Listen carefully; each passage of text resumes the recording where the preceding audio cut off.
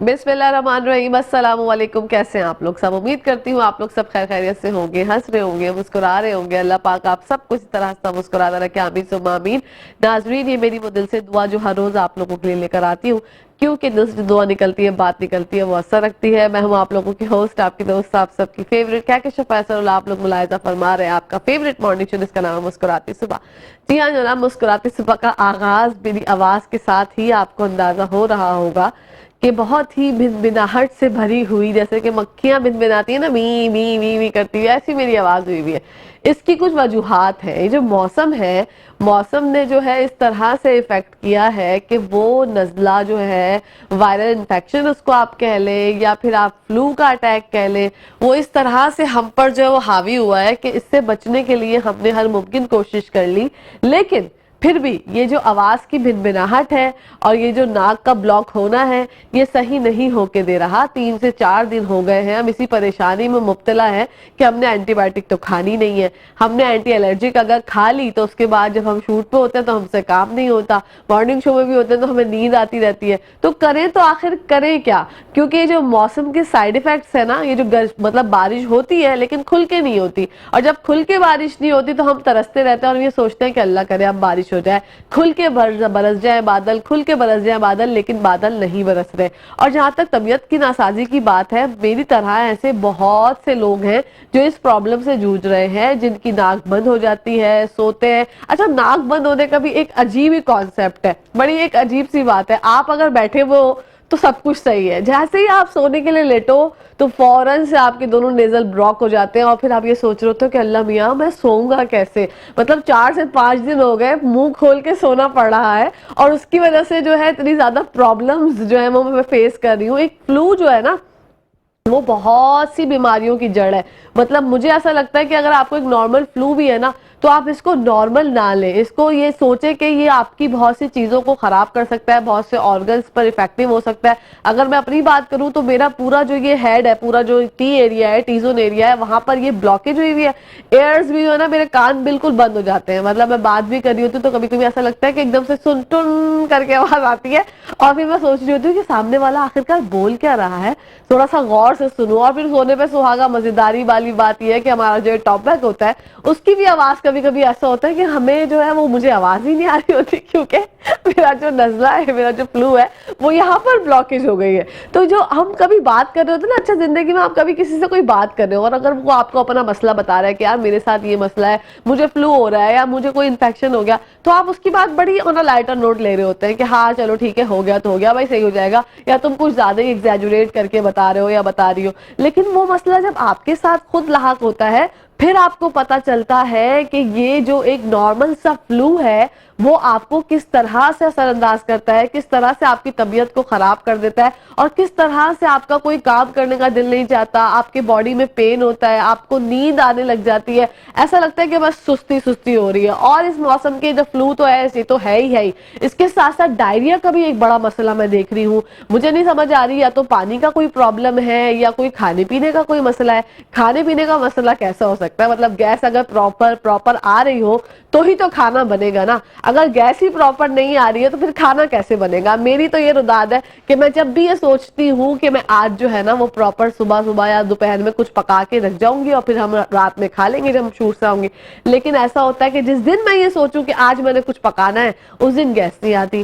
कल की बात है, कल मैंने सोचा था कि आज मैंने कुछ नहीं पकाना, तो कल पूरे दिन जो है प्रॉपर ऐसी गैस आई है कि मैं हैरान। मैंने कहा यार ये क्या बात है, मतलब बकरीद का सीजन चला गया, उसके बाद अच्छे अच्छे जो खाने की हमारी रिवायत होती है वो भी रिवायत नहीं निभा सके, हम नहीं खा सके अच्छे से अच्छे खाने बना के, क्योंकि हमारे घर में गैस ही नहीं आती। वो जो मशीन है, प्रेशर मशीन, जो पाकिस्तान में हर एक बंदे ने लगाई हुई है, कराची में खास तौर पे, उससे लगाने से हम डरते हैं, हमें डर लगता है। और वैसे भी वो आप किसी और का हक मार रहे हो, वो भी एक गुनाह के जुमरे में आता है, तो हम वो गुनाह करने से वैसे ही, हम अल्लाह माफ करे इतने गुनहगार लोग हैं, तो मैं ये सोचती हूँ कि नहीं वो भी नहीं लगवाना। सिलेंडर से हम वैसे डरते हैं, डरपोक हैं हम बहुत ज्यादा, तो हम वो भी नहीं लगवाते हैं। एक इलेक्ट्रिक केटल रखी हुई है कि अगर जैसे चाय पीने का दिल चाहता है, चाय की एडिक्शन होती है, तो आप चाय पी लीजिए, बस ये एक जिंदगी में जो है वो सुकून है। बाकी जो है ना बिजली है, ना गैस है, ना पानी है, ये हम सब पाकिस्तानियों की कहानी है। हम लोग सब जो है इस चीज से गुजरते हैं डेली बेसिस पे। और मैं एक दफा एक डॉक्टर साहब से बात कर रही थी तो उन्होंने मुझे यही कहा कि हमारे यहाँ जो इतना स्ट्रेस है ना, जो हमारे यहाँ इतना ज्यादा जो मेंटली स्ट्रेस में हम लोग हैं कि हम अगर सुबह उठते हैं तो उठने के साथ हम ये देख रहे होते हैं कि भाई हमारे, चलो भाई गैस फ्लेम ऑन करते हैं तो देखते हैं कि भाई गैस ही नहीं आ रही। अच्छा चलो भाई चाय बाजार से मंगा लेते हैं या बाजार से जाके पी लेते हैं या कुछ भी जैसे बाजार से इंतजाम कर लेते हैं। देन जब घर आते हैं तो थोड़ी देर में चाय जो है वो निकाल ही रहे होते हैं मग में तो पता चलता है चलो भाई लाइट चली गई। अब जब लाइट चली गई तो उसके बाद अभी सोचते हैं कि अल्लाह अकबर, अब इतनी ज्यादा गर्मी लग रही है, पसीना आ रहे हैं, बहुत ज्यादा स्वेटिंग हो रही है, अब क्या करें, चलो नहा लेते हैं, फ्रेश हो जाएंगे। जब आप नहाने के लिए जाते हैं वॉशरूम तो आप क्या देखते हैं कि यहाँ तो पानी ही नहीं आ रहा।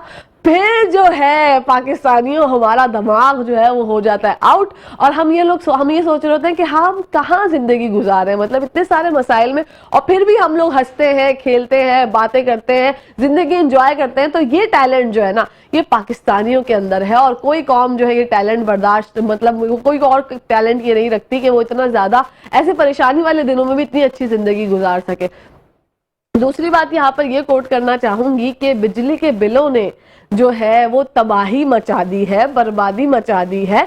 इस दफा का भी बिल जो है वो लास्ट टाइम तो आया ही आया था इलेक्ट्रिसिटी बिल इतना ज्यादा, इस दफा भी जो है मैं सबसे बात कर रही हूँ, मेरा तो जो आया वो आया, छोड़िए, मतलब मैंने जो है वो ऐप डाउनलोड की हुई है अपने मोबाइल में और अक्सर बेशतर ऐसे काम मैं जब कर रही होती हूँ, जब मैं अपने शो में कोई ब्रेक हुआ होता है या न्यूज ब्रेक होती है तो मैं कोई ऐप वगैरह देख लेती हूँ कि अच्छा बिल आज इस दफा का जो बिल है वो जरा चेक तो करूँ आखिरकार कितना आया।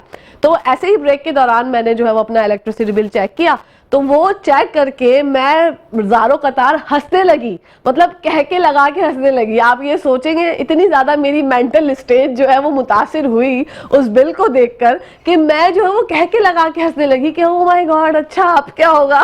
ये मेरी हालत थी, मतलब हम बेबस हैं, हम कुछ नहीं कर सकते, बगैर कुछ ना होते हुए भी हम जो है वो खुश हो रहे होते हैं और ये सोच रहे होते हैं कि चले भाई पे तो करना है, पे तो करना पड़ेगा, वो तो जरूरी है, लेकिन उसके अलावा आपके पास कोई और चारा नहीं है, कुछ और किया जा सकता नहीं है, क्योंकि आप जब तक सबर का दामन जो है थामे रखेंगे जब तक आपकी जिंदगी अच्छी अच्छी गुजरती रहेगी, अदरवाइज जो है वो प्रॉब्लम्स बढ़ेंगी। लेकिन जहां तक बिजली के बिलों की बात है, बिल्स की बात है, सब पूरी आवाम परेशान है कि आखिरकार इससे किस तरह से छुटकारा हासिल करें या किस तरह से इसमें कमी आएगी। तो मैं कुछ तरीके, एक मैं वीडियो देख रही थी सोशल मीडिया पे, अच्छा सोशल मीडिया पे कुछ इस तरह की थंबनेल अब जो है वो लगाते हैं ताकि आप जो है वो मुतासिर हो जाए और आप एकदम से रुक जाए ना कि वीडियो में आखिरकार है क्या। उन्होंने बताया कि बिजली की बचत करने के 5 तरीके। अब मैं जो है क्योंकि बिल आया हुआ था, मुतासिर थी, दिल दुखा हुआ था, दिमाग परेशान था, सोचा कि चले भाई कुछ अच्छे टोटके होंगे या कुछ अच्छे तरीके होंगे, बता रहे होंगे हमें। जब हमने वो वीडियो देखी तो उस वीडियो में क्या था कि हम आपको बताएंगे बिजली का बिल किस तरह से कम आ सकता है। हमें लगा कोई ऐसी मतलब बात होगी जिससे हमें फायदा होगा। जब हमने वो देखनी शुरू की वीडियो तो उन्होंने कहा सबसे पहले तो आप तमाम पूरे घर में एलईडी बल्ब्स लगा लीजिए। ठीक है, हमने कहा चले सही है, वो तो एलईडी बल्ब्स तो है हमारे घर में, ट्यूबलाइट्स का तो फैशन ही नहीं है, वो तो खत्म हो गई, पहले बहुत सालों पहले खत्म हो गई। अच्छा एक ये काम हो गया, पहला तो ये हो गया, 5 उन्होंने तरीके बताए। अब 5 तरीके तक पहुंचने से पहले दूसरा जब उन्होंने तरीका बताया कि जो आपके घर में इजाफी पंखे होते हैं, फैंस होते हैं, उसका इस्तेमाल आप कम से कम कीजिए। मतलब जिस कमरे में आप हैं वही कमरे का फैन ऑन कीजिए, देन अदरवाइज पूरे घर की लाइट्स, फैन वगैरह बंद करके रखिए। ये तरीका भी वो था जो हमें पता है, हम करते ही हैं अमूमन ये काम। हमने सोचा अच्छा चले, अब तीसरा जो तरीका आएगा वो ऐसा होगा जिससे हमें कुछ तो फायदा होगा। तीसरा उन्होंने कहा कि गैर जरूरी तौर पे अपने घर के तमाम इलेक्ट्रिसिटी आइटम्स जो हैं वो 10 मतलब शाम 6 से रात 10 के बीच में आप जो है वो इस्तेमाल ना किया करें। चाहे वो इस्त्री हो गई, चाहे वो आपका जैसे कैटल का इस्तेमाल है, या कोई भी इलेक्ट्रिसिटी आइटम जो है वो आप शाम 6 से 10 बजे के बीच में इस्तेमाल ना किया करें। इस वक्त जो है वो पीक आवर्स होते हैं ये, और इसमें जो है आपका यूनिट जो है वो डबल चार्ज किया जाता है। ये बात मुझे जो है वो थोड़ी बहुत ऐसी लगी जिससे मुझे लगा कि हाँ चलो फायदा है। बाकी उसके अलावा जो है कोई ऐसी चीज नहीं थी। और जैसे कि मैंने स्टार्टिंग में ही आप लोगों से कहा कि मौसम ने जो है वो बहुत ज्यादा मुझे तो मुतासिर किया हुआ है। तबीयत नासाज है काफी टाइम से, लेकिन मौसम की जो खुशगवार लम्हात हैं उनको हम किस तरह से एंजॉय कर सकते हैं। बारिश की पेशगोई है या नहीं, कितनी होगी कितनी नहीं होगी। हमारे साथ कॉल पर मौजूद है सरदार सरफराज साहब जो कि चीफ मेट्रोलॉजिस्ट हैं। आइए उनसे जानते हैं मौसम की तफसीलात। अस्सलाम वालेकुम, कैसे सरदार साहब? वालेकुम अस्सलाम जी, अल्लाह का शुक्र है जी। माशाल्लाह, आपको वेलकम कहते हैं सर मुस्कुराती सुबह में। बताइएगा मौसम की सूरत हाल के हवाले से आगाह कीजिएगा। कल से बारिशों की पेशगोई है, किस तरह बरसेगी बारिश? जी बहुत शुक्रिया। देखिए कराची में तो खैर कल नहीं परसों से इम्कान होगा 21 की दोपहर से जाकर, और अलबत्ता सिंध के कुछ जो मशरकी अजला हैं वहाँ पर आज रात से या कल से इम्कान होगा मानसून हवाएं दाखिल होंगी। तो फिर कहीं पर मॉडरेट रेन है, कहीं पर लाइट रेन है, कहीं पर हैवी रेन है। इस तरह से ये अगले 4-5 दिन सिलसिला चलेगा वक्फे वक्फे से। ठीक है जी, तो बेसिकली वही जो डिस्ट्रिक्ट होते हैं उमरकोट, थरपारकर, बदीन और फिर दूसरी तरफ सांगड़ और इस तरफ दादू, जामशोर और कंबर शदाद कोट वगैरह लाड़काना, इन अजला में निस्बतन तेज स्पेल भी हो सकता है। कराची में जनरली वही मॉडरेट रेन की ही एक्सपेक्टेशन है। तो वक्फे वक्फे से होगा ये 21 से शुरू होकर 24 या 25 तक कराची में भी और बाकी सिंध में भी। ठीक है सरदार साहब, ये बताइएगा कि कराची में जो बारिश होगी उसकी जो है मिकदार कितनी होगी, कितनी ज्यादा होगी, या लाइट होगी या मॉडरेट होगी, हैवी रेनफॉल होगा, कैसे होगी? देखिए जनरली तो लाइट से ज़्यादा शुरू से लाइट टू मॉडरेट रेन है, लेकिन किसी वक्त किसी थोड़ी देर के लिए तेज स्पेल भी मुतवक्की हो सकता है, खासकर 22 या 23 को। तो अच्छी बारिश है तमाम सिंध के तमाम अजला में ही। कहीं कहीं जैसे मैंने कहा मॉडरेट बारिश है, कहीं पर लाइट हैवी बारिश है कुछ अजला में, खासकर थरपारकर, उमरकोट और कराची के कुछ एरियाज में भी हैवी शावर्स हो सकते हैं। और इसी तरह से ऊपर जामशोर और दादू और लाड़काना, कंबर शदाद कोट की तरफ भी तेज स्पेल हो सकता है। तो 4 से 5 दिन का स्पेल है। एक्चुअली मानसून हवाएं जो हैं इस वक्त, जैसे आपने नोट किया होगा, शुमाली इलाका जहाँ में बहुत तेज़ बारिश बरसा रही हैं, रावलपिंडी, इस्लामाबाद में और पंजाब के बेशतर इलाकों में इस वक्त अच्छी तेज़ बारिश चल रही है। तो वही फैलते फैलते सिंध पर भी आ जाएंगी कल से, और फिर अगले 3-4 दिन तक प्रिवेल करेंगी तो बारिश रहेगी। बलूचिस्तान के भी बेशतर जो खासकर शुमाल मशरकी और मशरकी अजला हैं उनमें भी। ठीक है, आंधी के साथ बारिश की पेशगोई है, तेज हवाओं के साथ, या एक नॉर्मली जिस तरह से हम लोग अचानक इंतजार कर रहे होते हैं कि पहले हब्स होता है, ह्यूमिडिटी होती है, देन उसके बाद अब्र रहमत बरसता है? आंधी की भी तवक्को कर सकते हैं आप। कुछ एरियाज में खासकर जो सिंध के दूसरे अजला हैं, थरपारकर हो गया या उधर सेंट्रल सिंध से ऊपर के अजला हैं, सत्थर लाड़काना की तरफ तो ज़्यादा तेज़ आंधी चलने का भी इम्कान है। यानी बारिश शुरू होने से पहले आपको पता है कि गर्मी थोड़ी हो जाती है, और डस्ट स्टॉर्म जब आता है तो उसके साथ आंधी होती है जी। और फिर थंडर सेल जब पहुंचते हैं थंडर स्टॉर्म वाली तो कैफियत होती है, तो उससे भी पहले थोड़ी तेज आंधी चलती है। तो एक्सपेक्ट कर सकते हैं डस्ट स्टॉर्म के साथ तेज विंड भी और आंधी भी। ठीक है सरदार साहब, ये तो आपने बताया ये स्पेल 5 दिनों के लिए मुकर्रर रहेगा, लेकिन आइंदा आने वाले जो स्पेल्स हैं उसके बारे में भी बताइएगा कि जुलाई में कोई और स्पेल मुतवक्का है इसके बाद, या फिर बस यहाँ पर जुलाई में एंड हो जाएगा, देन सितंबर से दोबारा स्टार्ट होगा, अगस्त से? जी देखिए ये स्पेल चलेगा जैसे मैंने कहा 25 या 26 तक। तो उसके बाद सिंध के लिए तो उसमें एक तरह से वक्फा दिखाई देता है, वक्फा आ जाएगा अगस्त के शुरू के दिनों तक, फिर कोई ऐसा खास नहीं है। फिर 2 या 3 अगस्त के बाद कुछ मजीद एक्सपेक्ट कर सकते हैं। लेकिन उधर शुमाली इलाका जहाँ में पंजाब के बेशतर इलाकों में, केपी में, कश्मीर, जीबी में, उधर तो ये चलेगा वक्फे से बीच में 2-3 दिन का वक्फा नहीं, 26 तक तो ये स्पेल चलेगा जो चल रहा है। और फिर 1-2 दिन के गैप के साथ 29-30 जुलाई को दोबारा से मुतवक्के होगा। ओके। और बारिश के बाद जो है मौसम में जो बारिश मतलब गर्मी की शिद्दत उसमें कमी आएगी या गर्मी की शिद्दत बरकरार रहेगी? डेफिनेटली कम हो जाएगी गर्मी। जब बारिश ज़ाहिर होती है तो उस दौरान में तो काफ़ी कम हो जाती है, लेकिन ज़ाहिर है उसके बाद फिर आपको पता है मानसून के सीज़न में ये होता है कि जब बारिश का दौरानिया चल रहा हो या उससे जस्ट पहले तो गर्मी कम होती है, जब बादल आ जाए, डस्ट स्टॉर्म हो जाए। लेकिन उसके बाद फिर जब सिलसिला रुक जाता है तो हब्स तो चूंकि ज़्यादा होता है, नमी बहुत ज़्यादा होने की वजह से, तो फिर दोबारा से गर्मी हो जाती है। तो इस सिलसिला अल्टरनेटिवली चल रहा होता है। ठीक है सरदार साहब, आज़ाद कश्मीर में भी बहुत बारिश हुई है, उसका अहवाल ज़रा बताइएगा। आज़ाद कश्मीर में भी बिल्कुल जैसे कि आपने देखा होगा हमारी जो एडवाइजरी थी या उसकी जो फोरकास्ट थी उसमें मेंशन किया गया था कि आज़ाद कश्मीर और केपी के शुमाली इलाका जात जो हैं वहाँ पर तेज स्पेल के नतीजे में लैंडस्लाइडिंग का भी खदशा रहता है। तो अभी तो जो करंट स्पेल चल रहा है इसमें कल से अब तक इस्लामाबाद और रावलपिंडी ये जो जुड़वा शहर हैं दोनों, उनमें बहुत तेज स्पेल चल रहा है। उससे जो मलिका इलाके हैं नीचे जेलम वेलम की साइड पे भी ज्यादा बारिश है। और फिर ये अगले 2 दिन तक ये सिलसिला उधर रहेगा वक्त वक्त से इसी तरह से। और फिर केपी के बेशतर इलाकों में और फिर वेस्टर्न जो साउथ वेस्टर्न पंजाब है यानी साउथ पंजाब का वेस्टर्न डीजी खान और डीआई खान वगैरह उन इलाकों में भी आगे चलकर तेज स्पेल मुतवक्किल है इसी तरह से। ठीक है सरदार साहब, क्या पैगाम देना चाहेंगे नाज़रीन को? बस जी यही पैगाम है कि बारिशें जब शुरू होती है ना तो उसमें एहतियाती तदाबीर ज़्यादा करनी चाहिए। जाहिर है कि आंधी वांधी अगर चले तो होता है कि जहाँ पर रोड्स पर अगर आप हों तो किसी दरख्त की ओट में खड़े ना हों, बिल बोर्ड्स गिर जाते हैं। और इस तरह से दौरान बारिश अगर खंबे वंबे या तारें गिर जाएं तो बिजली आपको नुकसान पहुँचा सकती है, उससे एहतियात बरतनी चाहिए।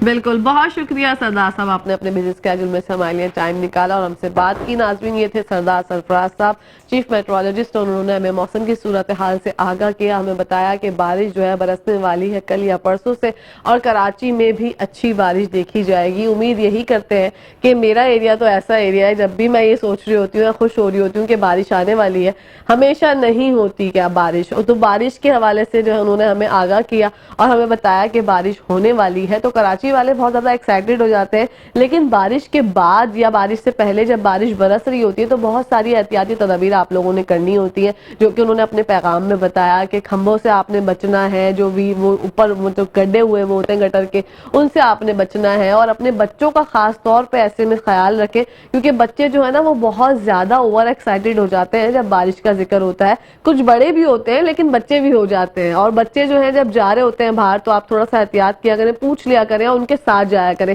यहाँ पर टाइम हो गया है ब्रेक का, आप लोगों ने कहीं जाना नहीं, देखते रहिए मुस्कुराती सुबह। Welcome back to the show. आप लोग देख रहे हैं आपका फेवरेट मॉर्निंग शो जिसका नाम है मुस्कुराती सुबह। मुस्कुराती सुबह में अब हम बात करेंगे महंगाई के हवाले से। ऐसी कौन सी अशिया है नाज़रीन जो आप लोगों को लगता है कि वो इस महंगाई के दौर में सस्ती है, चाहे आटा हो, चीनी हो, दाल हो, घी हो, या दूध की मैं बात करूं, या कोई भी हमारी जो है अशिया ज़रूरत जो हम लोग अपनी ज़िंदगी में इस्तेमाल करते हैं, हर चीज़ महंगी हो चुकी है। अहमर इसाक से जो हमारे नुमाइंदे उनसे जानते हैं महंगाई पर सूरत हाल। अस्सलाम वालेकुम, कैसे हैं अहमर? हेलो, सलाम के कशा में बिल्कुल ठीक। अच्छा, अहमद की आवाज़ नहीं आ रही मुझे। अहमद, महंगाई का अहवाल बताइएगा, कौन सी ऐसी चीज है जो आवाम की कुव्वत खरीद के मुताबिक है, जो आवाम सस्ते से खरीद सकती है? क्योंकि मुझे ऐसा लगता है कि चाहे आटा हो, चीनी हो, दाल हो या कोई और अशिया हो, सब महंगी हो चुकी है। खास तौर पे चीनी का मैंने सुना 130 रुपए किलो चीनी हो गई है, इस बारे में बताइएगा।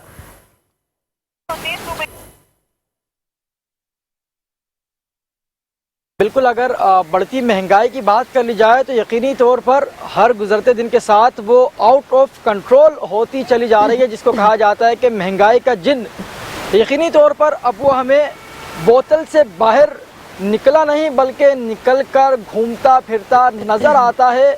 अशिया खुर्दनोश की बात कर ली जाए तो कोई ऐसी शे मार्केट के अंदर मौजूद नहीं है जिसकी कीमतें आसमानों से बातें ना कर रही हो। महज अगर चीनी की बात कर ली जाए तो जो चीनी के कशा में यहाँ पर वाज़े करता चलूँ कि 20 रोज़ कबल 120 से 125 रुपये फ़ी किलो के भाव में मिला करती थी आवाम का, वही चीनी हम देखते हैं कि होलसेल मार्केट के अंदर 140 रुपये, जबकि रिटेल मार्केट के अंदर जहाँ से आम आदमी ख़रीदारी को जाता है वहाँ पर यही चीनी फ़ी किलो 150 रुपये फ़ी किलो के भाव में मिल रही है। 20 रोज़ के अंदर कमोबेश 30 रुपये का बड़ा फ़र्क आ चुका है चीनी की ख़रीदारी में। इसी तरीके से अगर मैं आटे की बात करूं तो 20 रोज़ के अंदर आटे की फ़ी किलो कीमत में भी 20 रुपये का एकदम इजाफ़ा हो चुका है। इसी तरीके से अगर मैं दूध की बात करूं तो दूध कमिश्नर कराची के जो कि सरकारी निर्ख है उसके मुताबिक 180 रुपये फ़ी लीटर मुकर्रर है, जबकि मार्केटों के अंदर दूध इस वक्त भी 210, 220, जबकि बाज़ मकामात पर 225 से 230 रुपये फ़ी लीटर में भी फ़रोख्त होता हमें दिखाई दे रहा है।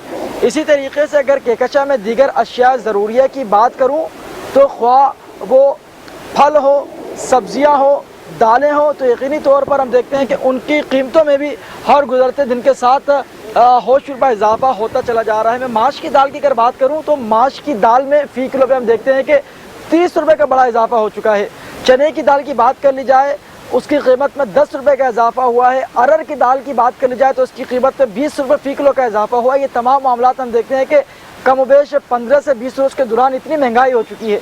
इसी तरीके से अगर मैं मुतालिका महकमों की कारकर्दगी की और कार्रवाइयों की बात करूँ, जिसके अंदर सरफहरिस्त कमिश्नर कराची इकबाल मेमन साहब है या जो कि डिप्टी कमिश्नर्स हैं हमारे मुतालिका ज़िलों के, उनकी कारकर्दगी हमें नील बटा नील दिखाई देती है। चूँकि उनकी जानिब से सरकारी कीमतों पर अमल दरामद को कतन यकीनी तौर पर उस पर अमल दरामद नहीं करवाया जा रहा। भरपूर जिसका खमियाजा उठाना पड़ रहा है वो आवाम को उठाना पड़ रहा है, जो कि मुनाफाखोर हैं, गिरा फरोश है, बेलगाम है और मनमानी कीमतें अवामी जेबों से वसूल करते हमें नज़र आते हैं। पहले हम ये देखा करते थे कि आवाम के लिए 2 वक्त की हांडी का हुसूल जो है मुश्किल तरीन हो चुका था, लेकिन अब हम ये देखते हैं कि मामला उससे भी आगे जा चुका है। अब आवाम 1 वक्त की हांडी के लिए महज हमें फ़िक्रमंद नज़र आती है। यकीनी तौर पर एक अलमिया है, आइंदा इलेक्शन भी करीब है, कमोबेश जो कि अगस्त है, इसके मिड के अंदर हम ये देखेंगे कि जो कि मुद्दत हुकूमत वो अपनी पूरी करेगी, मुल्की इलेक्शन की तरफ मामला जाएंगे। लेकिन उससे पहले हम देखते हैं कि महंगाई का जिन बेकाबू हो चुका है और आवाम के लिए यकीनी तौर पर आउट ऑफ कंट्रोल महंगाई हो चुकी है। क़ुव्वत ख़रीद आवाम की दम तोड़ चुकी है। आवाम नाला है, मसीहा के मुंतज़िर है, मुतालबात यही सामने है आवाम की जानिब से कि उनको कुछ दिया जाए या नहीं, लेकिन उनको बुनियादी सहूलियात और ज़रूरियात उनकी दहलीज तक हुकूमत वक्त पहुँचा दे, जिसके अंदर बिलखुसूस जो कि अशियाए ज़रूरिया हैं उनकी कीमतों को अवामी दस्तरस में लेकर आ जाए, पानी बिजली गैस का मसला हल कर दे, ताकि आवाम के लिए ज़िंदगी गुजारना जो कि एक इस वक्त हम देखते हैं कि मुहाल हो चुका है, वो बगैर किसी दुश्वारी के मुमकिन हो सके। जी बिल्कुल अहमद, इस बात से आगाह कीजिएगा कि जो ये लिस्ट आती है हुकूमत की जानिब से, एक लिस्ट मुकर्रर की जाती है जो कि हर दुकानदार को दी जाती है और बताया जाता है कि आप इससे ज़्यादा कीमत पे कोई भी चीज़ जो है वो नहीं बेच सकते। तो लिस्टें होने के बावजूद भी दुकानदारों की अपनी मनमानी जो ये होती है, इस पर कोई एक्शन क्यों नहीं लेता?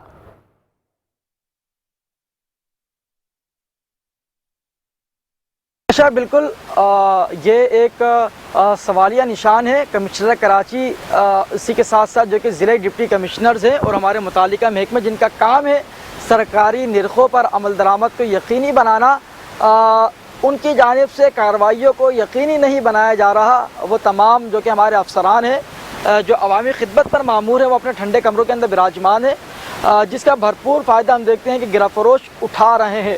हमारी जो दुकानदारों से बात होती है रिटेलर मार्केटों के अंदर, ख्वाह वो सब्ज़ी फ़रोश हो, फल फ़रोश हो या फिर दीगर ग्रोसरी जो के आइटम होते हैं वो फ़रोख्त करने वाले हों, उनकी जानिब से एक ही सवाल जो है और एक ही जवाब दिया जाता है कि पीछे से हमें महंगा मिल रहा है। कमिश्नर कराची और मुतालिका डिप्टी कमिश्नर आकर उनकी दुकानों पर तो कार्रवाइयाँ करते हैं, भारी चालान भी उनको पेश करते हैं, लेकिन पीछे जो कि होलसेल मार्केट होती हैं, जिसको हम मंडी कहा करते हैं, आम लफ्ज़ों में थोक मार्केट कहा करते हैं, वहाँ का रुख नहीं किया जाता। मिली भगत के साथ काम हो रहा है, आधा तुम्हारा आधा मेरा, ये मामला दुकानदारों की जानिब से कहा जा रहा है कि कमिश्नर कराची डिप्टी कमिश्नर का चल रहा है, जिसके अवज़ वो लोग जो है जो कि मुतालिका मंडियाँ हैं, मवेशी मंडियाँ, थोक मार्केट, वहाँ का रुख नहीं करते हैं और भरपूर नुकसान आवाम को उठाना पड़ता है। चूँकि जब कीमतें बढ़ती है तो दुकानदार आवाम को डबल कीमत पर फ़रोख्त करना शुरू कर देते हैं, तो दुकानदारों का तो इस तरीके से कोई नुकसान नहीं है, चूँकि उनको महंगा मिलता है तो वह महंगा फ़रोख्त कर देते हैं, लेकिन नुकसान बराह रास्त आवाम को उठाना पड़ता है।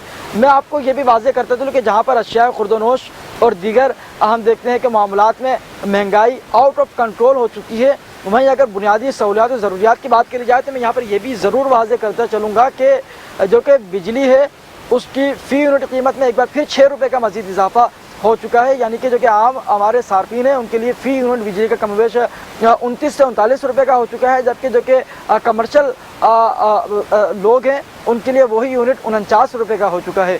एक अलमिया है, जो यूनिट हम देखते थे 5 रुपये, 6 रुपये, 15 रुपये, 18 रुपये, वही यूनिट अब 29 रुपये का हो चुका है। इसी तरीके से SSGC की बात कर ली जाए तो उसकी कीमत में भी हम देखते हैं कि 203 रुपये का इजाफा हाल ही में हुआ है। इसी तरीके से पेट्रोल का मामला अगर हम देखते हैं कि पेट्रोल की कीमत में हम ये देखते हैं कि अलबत्ता कमी तो ज़रूर आई है, लेकिन उसके बरखिलाफ अगर दीगर अशिया खुर्दनोश की बात कर ली जाए तो उनकी कीमतों में कमी आने के बजाय मज़ीद इजाफा होता चला जा रहा है। बाद में अगर टमाटर की बात करूँ तो केकशा जो टमाटर हमने देखा था कि 50 से 60 रुपये पर मिलना शुरू हो चुका था पिछले हफ्ते में, वही टमाटर अब 100 रुपये के भाव में मिल रहा है। इसी तरीके से आलू की बात की जाए तो आलू हम देखते हैं कि मार्केट के अंदर सफ़ेद आलू जो कि दर्जा दोम वाला है वो 70 रुपये, जबकि लाल आलू की बात करी जाए तो वो 80 से 90 रुपये फ़ी किलो के भाव में मिल रहा है। इसी तरीके से अगर मैं आम की महज बात करूं, चूँकि मौसमी फलों की बहार है और आम फलों का बादशाह है और इस वक्त बाज़ारों के अंदर हमें यकीनी तौर पर उसकी बहार नज़र आती है, तो आम की भी हम बात करते हैं तो अनवर रटोड़ जो कि आम है यकीनी तौर पर सीज़न जाता हुआ है, उसके बड़ी खेप मार्केटों में मौजूद होने के बावजूद भी अनवर राठौड़ आम की कीमत हम देखते हैं कि 300 रुपये फ़ी किलो में यह जो है आम मिल रहा है। चौसे आम की बात करी जाए तो वो 200 रुपये में मिल रहा है। इसी तरीके से सेब की बात करी जाए तो वो 400 रुपये फ़ी किलो के भाव में दस्तियाब है। चेरी की बात करी जाए तो वो 600 रुपये में मिल रही है। लीची की बात करी जाए तो वो 800 रुपये फ़ी किलो के भाव में दस्तियाब है। जामन जो हम देखा करते थे मार्केटों के अंदर लोग 20-30 रुपये में मसाला डरवा कर उससे माजूज हो लिया करते थे, वही जामन हम देखते हैं मार्केट के अंदर 600 से 800 रुपये फ़ी किलो के भाव में दस्तियाब है। तो केकशा सवाल ये पैदा होता है कि कोई देखने वाला नहीं है, कोई पूछने वाला नहीं है, हर दुकान पर उनके अपने रेट चल रहे हैं। आवाम को महज दोनों हाथों से लूटा ही जा रहा है। आवाम नाला है, मसीहा की मुंतज़िर है। मुतालबात आवाम की जानिब से यही सामने आ रहा है कि खुदारा उनको कुछ दिया जाए या ना दिया जाए, अशिया खुर्दनोश की कीमतों को उनके दस्तरस में ज़रूर लाया जाए, पानी बिजली गैस का मसला हल कर दिया जाए ताकि वो अपनी ज़िंदगी बगैर किसी दुश्वारी के इत्मीनान के साथ गुजार सकें। जी बिल्कुल। अहमद ये बताइएगा कि ये जो सस्ते बाजारों का इनकाद किया जाता है हुकूमत की जानिब से, क्या वहाँ पर कुछ सस्ताई होती भी है या वहाँ पर भी अशिया महंगी ही होती हैं?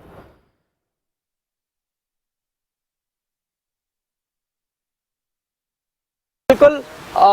हर जिस तरीके से कराची के अंदर हम देखते हैं कि हर महीने के अंदर हर एक मौसम देखने को मिलता है, इसी तरीके से हुकूमत भी मौसमी एतबार से हमें काम करती नज़र आती है। महज रमज़ानों के अंदर हमने देखा कि सूबाई हुकूमत की जानिब से सस्ते बाज़ारों को फ़रोग दिया गया। अब चूँकि रमज़ान जा चुका है, ईद उल फितर भी आई वो भी चली गई, ईद कुर्बा भी आई वो भी चली गई, तो अब कहीं कराची के किसी कोने में हमें सस्ता बाज़ार लगा दिखाई नहीं देता। साथ ही हमने ये भी देखा था कि सूबाई हुकूमत की जानिब से सस्ता आटा फ़रोग किया जा रहा था, वो मौसम भी अब वो सीज़न भी अब जा चुका है, तो कहीं पर अब सस्ता आटा तो क्या आवाम को महंगे दामों आटा भी नहीं मिल रहा है। चूँकि गंदम महंगी है, जो कि गिरा फरोश है, उन्होंने अपनी गोदामों के अंदर गंदम को हम देखते हैं कि स्टॉक करना शुरू कर दिया, जिसकी वजह से आटे की कीमतों में हम देखते हैं कि 20 रुपये का एकदम इजाफा हो चुका है। चीनी हम देखते हैं कि यूटिलिटी स्टोर जो कि वफाकी हुकूमत का एक शाख कह लो उसको,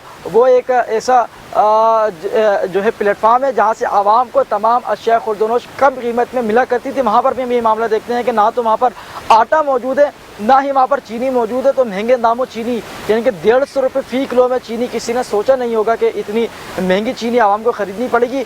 उस कीमत में भी चीनी आवाम को मार्केटों के अंदर अब दस्तियाब नहीं है। इसी तरीके से दीगर अशिया खुर्दनोश की बात कर ली जाए तो यकीनी तौर पर आवाम की क़ुव्वत ख़रीद से तमाम अशिया खुर्दनोश बाहर हैं। आवाम नाला है, मुतालबात यही कर रही है कि खुदारा अशिया खुर्दनोश की कीमतों में कमी ला जाए। बिल्कुल कमिश्नर कराची, डिप्टी कमिश्नर और मुतालिका महकमे जिनका काम है गिरा फरोशों को लगाम डालना, सरकारी निरकों पर अमल दरामद को यकीनी बनाना, वो अपने जो कि काम है उनको संजीदगी से लें, उस पर तमाम जो कि इक़दामात है वो बेकार लाते हुए आवाम की फलाह बहबूद के लिए काम करें ताकि आवाम के लिए 2 वक्त की हांडी का हुसूल बगैर किसी दुश्वारी के मुमकिन हो सके। साथ ही मैं ये भी वाज़ेह करता चलूँगा केकशा कि जिस तरीके से कराची के अंदर हर गुजरते दिन के साथ स्ट्रीट क्राइम की वारदातें बढ़ती चली जा रही है, उसके अंदर बड़ी और एक अच्छा अहमद, स्ट्रीट क्राइम पर हम बात करते हैं, लेकिन यहाँ पर टाइम हो गया ब्रेक का। आप कहीं जाएगा मत, हमारे साथ रहिएगा। नाज़रीन, यहाँ पर टाइम हो गया ब्रेक का, हम कहीं जाते हैं, आप लोग कहीं जाएगा मत। देखते रहिए मुस्कुराते सुबह। नाज़रीन, welcome back to the show. आप लोग देख रहे हैं आपका फेवरेट मॉर्निंग शो जिसका नाम है मुस्कुराते सुबह। अहमद इसाक हमारे साथ मौजूद हैं। स्ट्रीट क्राइम से हवाल जानते हैं, क्या स्ट्रीट क्राइम में कोई रोकथाम हुई है या अभी भी जो है वो बहुत ज्यादा जारी और सारी है? आइए अहमद इसाक से जानते हैं। जी अहमद इसाक, फरमाइएगा।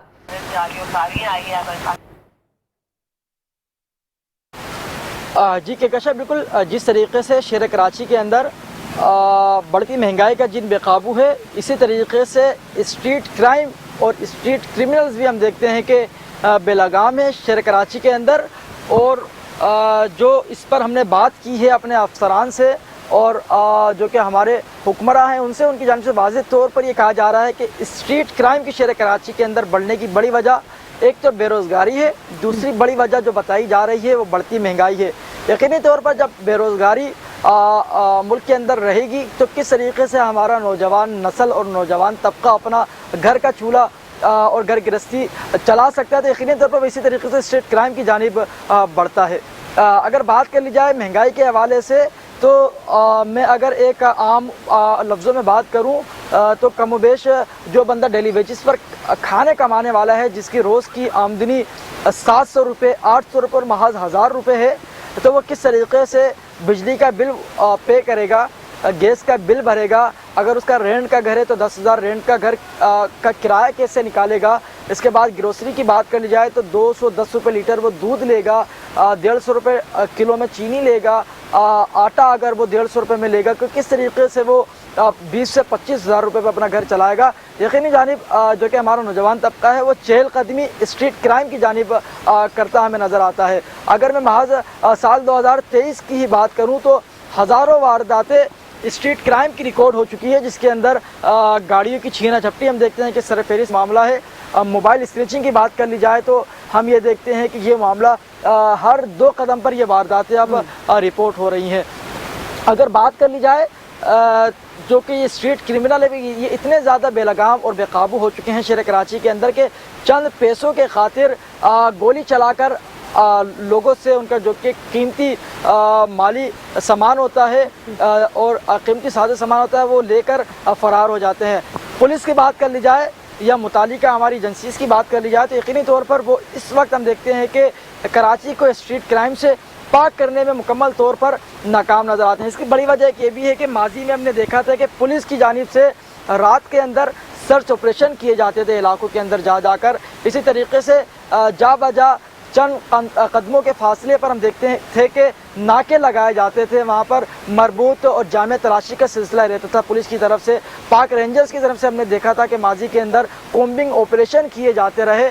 उसकी वजह से हमने देखा कि स्ट्रीट क्राइम के रेशो के अंदर खासा हद तक के माजी में कमी आ चुकी थी, लेकिन अब वो तमाम सिलसिला एक तरीके से थम सा चुका है। पुलिस की जानिब से ना तो रातों के अंदर नाके लगाए जा रहे हैं, ना तो सर्च ऑपरेशन किए जा रहे हैं। रेंजर्स की बात करी जाए तो उनकी तरफ से भी हम देखते थे कि जो कि कॉम्बिंग ऑपरेशन हुआ करते थे वो सिलसिला रुक गया है, जिसकी वजह से बरास हम देखते हैं कि असर ये हो रहा है कि कराची के अंदर स्ट्रीट क्राइम एक बार फिर से बढ़ता चला जा रहा है। आवाम अपनी कीमती साजो सामान से महरूम होती चली जा रही है। हाल ही में अगर गुलिस्तान जौहर के वाक़े की बात कर ली जाए तो जिस लड़की को हिरासगी का सामना उठाना पड़ा वो मुलजिम अब तक के हम देखते हैं कि पुलिस की गिरफ्त में नहीं आ सका है। पुलिस की जानिब से खाका तैयार हो चुका है, कुछ लोगों को हिरासत में भी लिया गया, लेकिन जो है मुश्तबा यकीनी तौर पर वो अशखास थे जिनके हिरासत में लिया गया तो उनको छोड़ दिया गया।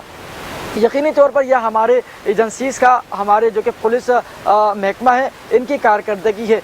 ज़रूरत इस अमर की है कि अगर कराची से स्ट्रीट क्राइम का ख़ात्मा करना है तो बेरोज़गारी का जो बढ़ता रुझान है इसको ख़त्म करना होगा। इसी तरीके से बढ़ती महंगाई को काबू में लाना होगा। साथ ही हमारे जो मुतालिका महकमे हैं और एजेंसीज़ हैं, हमारे इदारे हैं, बिलखुसूस सिंध पुलिस है या पाक रेंजर्स है, इनको अपने एक बार फिर से माजी को दोहराना होगा। सर्च ऑपरेशन का आगाज़ करना होगा, रात में कॉम्बिंग ऑपरेशंस करने होंगे, जाबाजा सड़कों पर नाके लगाकर स्नैप चेकिंग और लोगों की जामे तलाशी करनी होगी, जिसके बाद ही हम कराची से स्ट्रीट क्राइम का ख़ात्मा तो नहीं कह सकते, लेकिन स्ट्रीट क्राइम की वारदातों में, वाक़यात में कमी ज़रूर ऐसे इक़दाम से आएगी, जिसके बाद आवाम यकीनी तौर पर सुख की सांस ले सकेगी। हमने ये भी वाक़यात देखे हाल ही में कि लोग अपने घरों के बाहर निकले, अपने वालदा के साथ, अपनी बहनों के साथ स्ट्रीट क्रिमिनल्स आते हैं, असले के ज़ोर पर उनसे उनके साजो सामान छीन कर फ़रार हो जाते हैं, सुराग नहीं लगाया जाता उनका। यकीनी तौर पर सवालिया निशान है हमारे इदारों की कारकर्दगी पर। आवाम नाला है, एक जानिब जहाँ बेरोज़गारी का आवाम को सामना है, बढ़ती महंगाई का सामना है, वहीं आवाम की ज़िंदगी जिसको कहते हैं अजीरन कर रखी है वो स्ट्रीट क्रिमिनल्स है जो बेकाबू है और बढ़ती महंगाई के जिन की तरह ये भी दंदनाते फिरते हमें नज़र आते हैं। जी बिल्कुल अहमद, आपने जैसे हमें आगाह किया स्ट्रीट क्राइम्स के हवाले से, तो कोई ऐसा नंबर, कोई ऐसी हेल्पलाइन हुकूमत की जानिब से या कोई ऐसा इकदाम जो किया गया हो जिस पर हम ये सुकून का सांस लें कि हाँ अल्हम्दुलिल्लाह हमारे लिए है, क्योंकि हुकूमत की भी बहुत सी जिम्मेदारियां हैं जिनको वो पूरा नहीं कर रही, इस बारे में क्या कहेंगे?